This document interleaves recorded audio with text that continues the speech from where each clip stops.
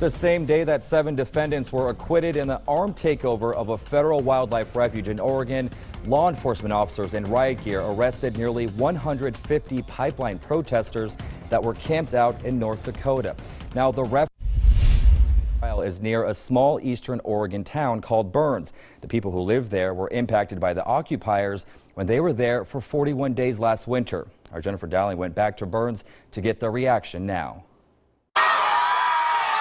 Cheers from tonight's Highlander football game are a far cry from the shouting we heard at the refuge last winter. Second down and 15. High school teacher Jimmy Zamora says he's actually seen relations improve. I think people have done a good job of coming together, and events like football games and basketball and just school activities have really helped. Though many didn't want to talk about the verdict, there were some folks willing to speak on it, like Larry Johnson. Well, I just heard it today, and I thought it was great. I mean, I've got my opinion, you got yours, and everybody else got their opinion. That's what America's about. He feels it also vindicates Lavoy Finicum. It just goes to show that they killed an innocent man. Did you see that? Sitting nearby in the stands, Eric Ironcloud Hawley, who has a different opinion on this outcome. It's very disheartening to have that happen, to our community.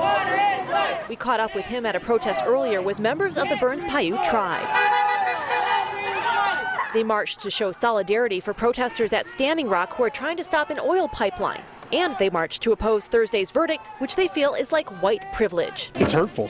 They desecrated my ancestors, our ancestors' land. I think that brings it more to the surface, the inequities that people of color experience when they try to speak up. Meanwhile, across town, Candy Tiller has her own opinions.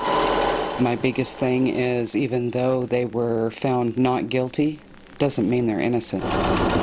She says the occupation and trial took so much time from residents here, she wants to move on and get back to what she loves. Trying to make curtains for my granddaughter's bedroom and just other things to do with my life. She's also waiting to see if the community can be mended back together as it once was.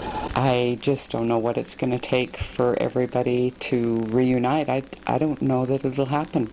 In Burns, Jennifer Dowling, KOIN 6 News.